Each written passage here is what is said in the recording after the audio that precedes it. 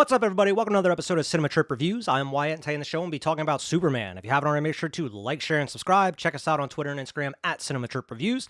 Also, drop in and leave us a good review wherever you get your podcast. It really helps us get the show out there, a lot more people, and I really appreciate it. So the day has finally come. Superman has hit theaters. It's kicking off the whole new DC universe under James Gunn's rule. He's kind of the puppet master, deciding what's being greenlit, what's going to be made, who's going to be directing what, and everything. He's the one that's kind of leading the charge of this new DC universe. And no better way to kick it off than have an opening movie with the Man of Steel himself. It's been a while since we had one of those. I mean, we had Zack Snyder's Justice League and Batman vs. Superman and then Man of Steel before all that. But it's been quite a while now. And it's been a while since we had like a nice, decent superhero comic book movie around Superman and everything. And I think this is exactly what people were looking for. Now, this is going to be a spoiler-free review. Sometimes with new movies, I do kind of do spoilers towards the end. But with a huge event movie like this, huge summer blockbuster, I'm going to leave this completely spoiler-free, make this video a little shorter, easier to digest, I suppose. Before there's any questions in the comments, yes, I am wearing a Batman shirt. I don't have any Superman gear, unfortunately. I need to change that, but Batman's my dude. I am, as much as I like some of the characters within Marvel, DC's always been kind of my bread and butter ever since I was a kid, starting with Batman and everything. And of course, we're going to be getting the Batman Part 2 eventually. Apparently the script been turned in. And then I'm going to eventually get the Batman Brave and the Bold, which is going to be within this same universe as this Superman and whatnot. With Superman 2025, James Gunn is directing, with the whole Guardians of the Galaxy trilogy. We've seen a lot of stuff from James Gunn. He one of the first things he did, he wrote the Dawn of the Dead remake that Zack Snyder did back in 2004, 2005. I did a review of it with Alex. Definitely go check that out. But James Gunn has been in the movie business for quite a while here now. Not even his first movie with DC. He did the Suicide Squad movie and everything, which is decent. It made me want to watch a DC movie. But man, for the first official movie within this new DC EU, if whatever you want to call it, DCU 2.0, I think this was an amazing start. I think this was a fantastic way to kick things off. Some people were complaining about there being maybe too many characters. I don't think that's the case at all, because I think pretty much all the characters have something to do within the movie. I don't think, to me, it didn't really feel bloated or anything like that. I think there's just enough within this movie. Some people have more to do than others, but it was nice to see some of the other heroes kind of inserted within this movie as well that we may be seeing throughout, all these movies within this new universe and all that. So, I mean, we have the Green Lantern with a Guy Gardner, played by Nathan Fillion in there. Also, Hawkgirl, played by Isabella Merced, who was recently in The Last of Us Season 2 as Dina. If you haven't seen any of our reviews with Dissect That Film, definitely go check out our Season 2 of Last of Us reviews. And you also have a hero in here that I'm not really familiar with, and that's Mr. Terrific, played by Eddie Gathegi. But he was great in this movie, and I don't really know too much about the hero, but it actually, after watching this, it made me want to kind of do some research into him and maybe read some of those stories that he's been involved with, because it's a really cool character. It really is, and I think he's used really well within this movie. But those are kind of like the Justice Gang, as they're called. They're not even the Justice League yet in this movie. They're the Justice Gang. Those are kind of some of the heroes that are inserted that, especially you see them in the trailers. People were kind of concerned about maybe there's too many characters within this movie, because on top of that, of course, you have, Superman, played by David Cornsweet, who is amazing. This dude is the embodiment of Clark Kent and Superman. He's definitely the best Superman, in my opinion, since Christopher Reeve. I know I do like Henry Cavill to a point, but man, I don't think with the writing and the way those movies were done, I don't think it did Superman any justice. I think if they had the right writing and story behind it, I think Henry Cavill would have been a really, really great Superman. But the material just wasn't there. And just to get this out in the open, I'm not like a Snyder bro. I'm not like, you have to like this one or you have to like Man of Steel. You can like both. And there's elements of Man of Steel and those Snyder movies I do like. I don't hate them, but I'm not going to be pitting these two versions of Superman against each other. This is a whole different animal. And right out the gate, I really enjoyed this movie. I know I already mentioned that, but I really enjoy this movie because it feels like a Superman comic book. And I have a couple Superman, graphic novels and everything, and it just feels like that, right from the get-go. As soon as the movie starts, it feels like you're just you're watching a comic book. And I mean, that's the way that the initial Marvel movies kind of started. And they kind of started getting Marvelized, I guess, for lack of a better term, where they just kind of feel like a copy and paste type of thing. They don't really feel really original at certain points. That's why like I have superhero fatigue leading up to this point. I haven't really been tuning into a lot of the Marvel stuff unless it's something I really am interested in, like the main guys like Spider-Man or whatever. But especially I'm, being a DC guy, I'm very excited for this new DCU. And man, I think this is a fantastic way to kick it off. It's not like your typical, like you have this super villain that comes in, starts destroying shit. Superman goes and fights him, gets defeated, has to figure out a way to defeat him, then he comes in and what saves the day.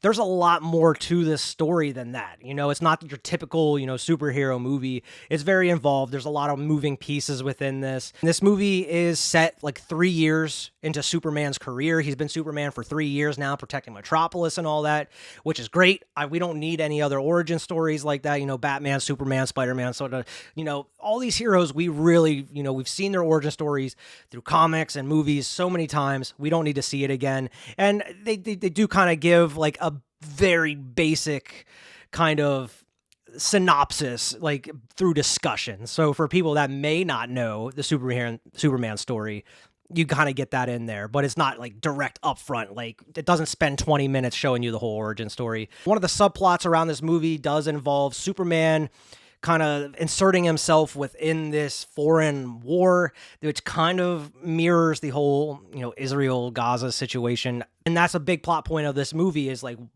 does Superman even have the right to just insert himself in these foreign conflicts? Should he went and got approval from the government or whatever?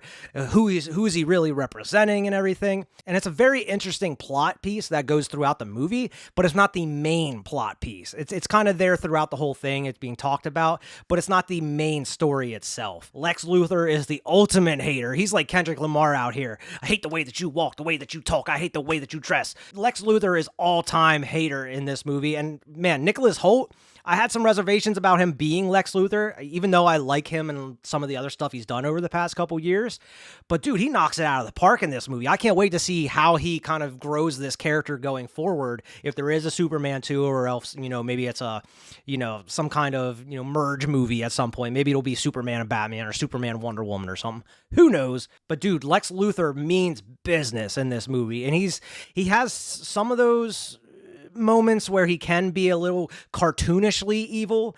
I wouldn't say he's near like Gene Hackman or anything like that. He's not on that level kind of cartoony, but there's little moments that he has. But dude, he definitely goes to some dark places and does some things that you're maybe not expecting out of a superhero like villain and like these kind of movies nowadays. He goes to some dark places and it definitely surprised me at certain points. Let's just say that. But I really like this interpretation of Lex Luthor because we haven't really had a live action version like this as far as Lex Luthor goes. So I'm very interested to see where it goes from here.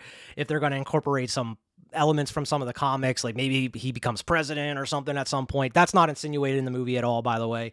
This is just me spitballing. Maybe he gets the mech armor at a certain point that we see in some of the comics and Injustice and what have you. That's just some kind of things that, like, some ideas that may be interesting to see, in my opinion, But Lex Luthor is great in this movie as far as Nicholas Hoult goes. Lois Lane, played by Rachel Brosnahan. I don't really know too much about her, but she's great. She really fits that mold of Lois Lane, and Lois Lane actually has something to do throughout this whole movie. She's just not kind of that side character love interest that you had within the Snyderverse and all that. But she's an interesting character. She fights back with Clark at certain points. He lets her interview him at some point, and they kind of have a back and forth, and she's not afraid to kind of stand up to him and fight for what she believes in a way.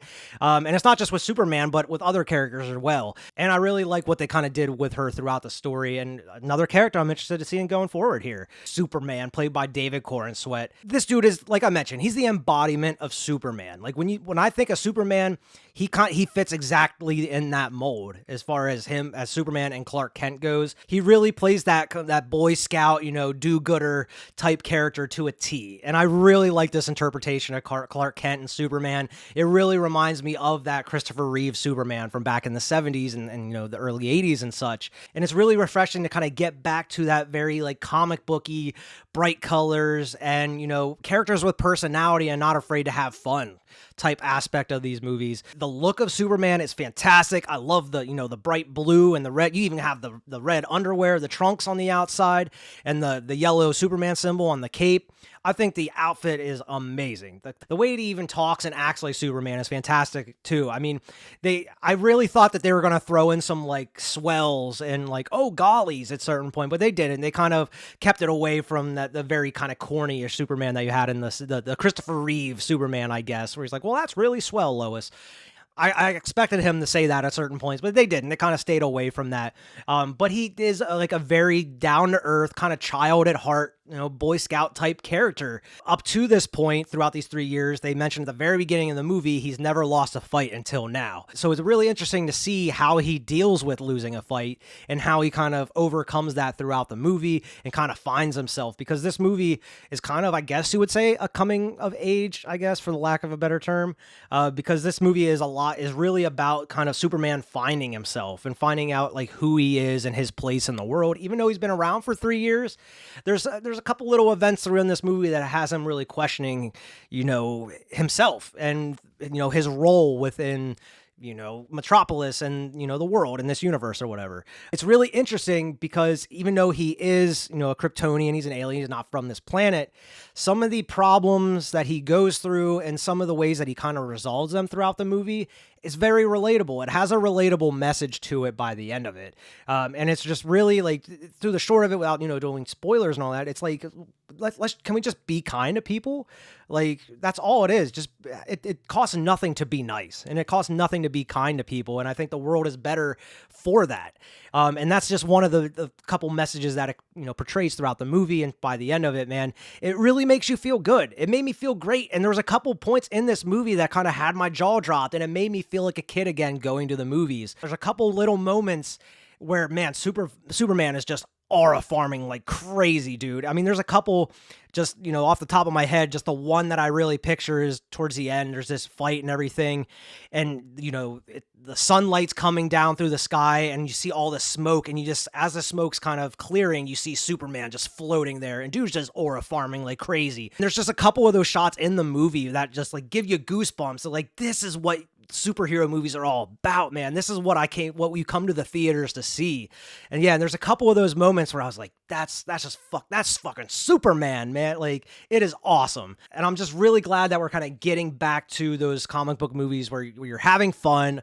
The humor is not forced, and that's one of the biggest things that I think a lot of people worry about, and kind of myself with maybe James Gunn or just superhero movies in general now, is just kind of the forced comedy that's inserted. And I feel like a lot of the comedy in this feels pretty natural and feels, relative to the characters that the jokes are around. Like Guy Gardner, Lantern, he's pretty much an asshole. He's a dickhead through most of the movie. He's kind of a douchebag, but he's funny. That's kind of his, his character.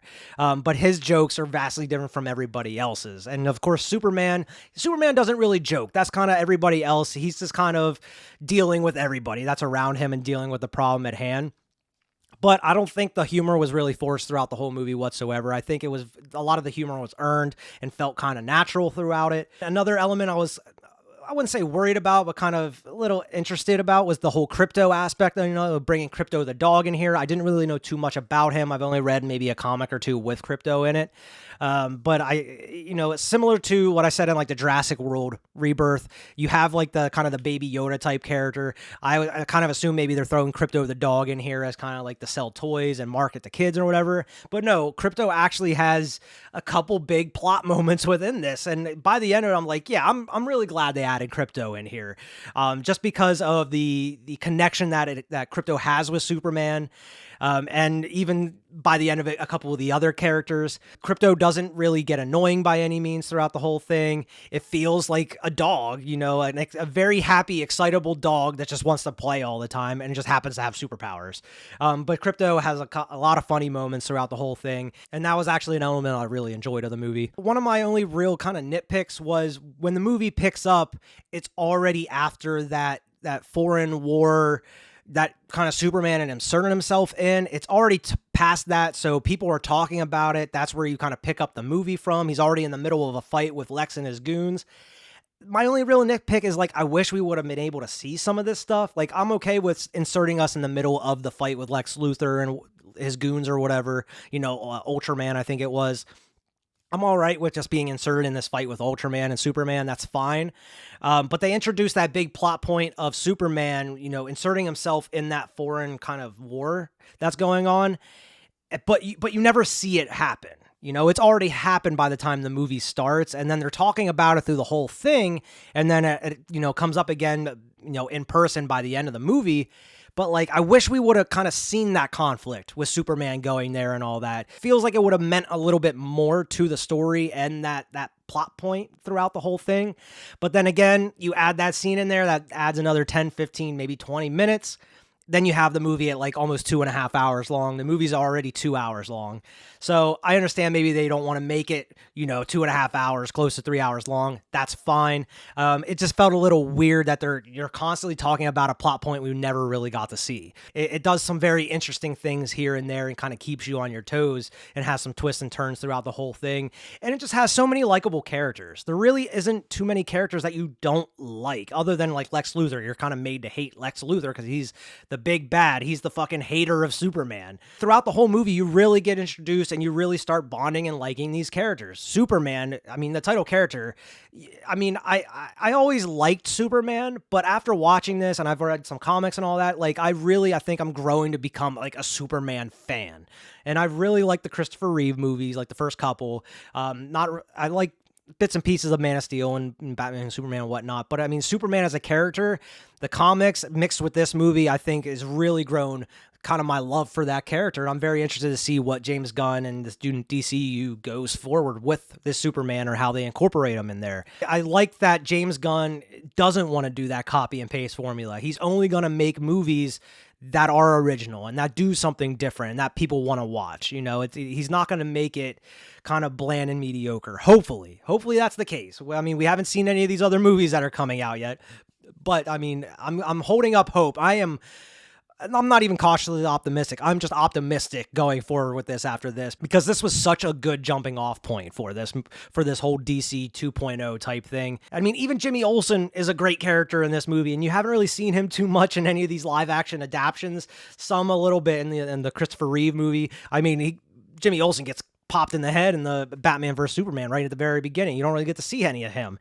But Jimmy Olsen's great in this. He's a fucking womanizer. He's out there getting all the babes. I don't know how, but that's kind of his character quirk. He's played by Skylar Gisondo. I have seen him in other things, but he's pretty great in this movie as well. He's a pretty funny character. Like I mentioned, there is a lot of characters in this movie, but it doesn't feel bloated by any means. It doesn't feel like there are too many, because they all have something to do within the context of the story and the movie itself. And they're all enjoyable. I grew to like damn near everybody in this movie. Even Lex Luthor. I know you're supposed to hate Lex Luthor, but Nicholas Hoult does such a good job. You gotta appreciate and respect, the commitment that this dude, puts into the craft of, acting for this role, and also the commitment that Lex Luthor goes into as an ultimate hater of Superman. So I'm very intrigued to see what he has going forward as far as plans to stop Superman. On another note, the music, dude, the score in this movie, it gives you goosebumps at the perfect moments. Like I mentioned, a couple of those aura farming scenes that I mentioned where Superman's like rising from the smoke and he looks badass with the sunlight behind him. Some of these musical cues and scores are absolutely fantastic, dude. It gives you goosebumps as you're watching the movie, and it utilizes the old John Williams theme at certain points, and it's amazing. And I love the little callbacks and nods to those Christopher Reeve movies and all that. Even the title sequences at the beginning and the end of the movie look like the Donner title sequences and everything. You can really tell this movie was crafted with a lot of love and a lot of know-how about the characters in this universe. James Gunn is certainly a comic book nerd. You can really tell just by watching this with all the characters and kind of the references as far as DC goes. That makes me even more excited going forward for what James Gunn has planned. That may not work for certain people, because not everybody's going to be into the comic books and know a lot of some of these characters or references, but that's the point of these movies, is kind of introducing you to all this. So yeah, as the first part of, this new DCU, I think James Gunn hit it out of the park with this one. It was a fantastic movie. Great action sequences, great moments that really makes you, gives you goosebumps and your hair stand up on your arms. And you're just like, man, this is why we come to the movies. It was fantastic. And there's also some emotional moments in there as well. I got to admit, I got a little teary eyed at a couple certain points in this movie. And man, and that's another thing James Gunn is great at, is kind of bringing out those emotional moments within the movies that he does. And specifically within this Superman, it works to a T, because there's a lot of relatable type things in this movie. Even though none of us are, have Superman's powers or anything, there's a lot of relatable type stuff within this movie as far as Superman goes and some of these other characters, and I really appreciate that, and I really like it, and that's why I really enjoyed the movie overall. So I mean, like, go to the movies to see it, rent it, or miss it, I'm gonna say go to the theaters immediately. If you haven't seen this movie, go check it out tonight on the biggest screen possible. It is the action blockbuster movie of the summer, and it's for good reason. It is a fantastic movie. As soon as it comes out on like 4K or Blu-ray, I'm going to be copying it on 4K immediately just so I can watch it again at home. If you haven't seen it, check it out. If you have seen it, let me know what you thought about it in the comments below, what you liked about it, what you didn't like about it. I would like to do kind of like a spoiler review at some point, or maybe like a live stream kind of talking about spoilers. There's been a lot of movies this month, from Jurassic World Rebirth to Superman. We have Fantastic Four First Steps, and also Ari Aster's new movie Eddington coming out. I know some people may not be interested in that one, but I'm definitely going to go see it because I'm a fan of Ari Aster.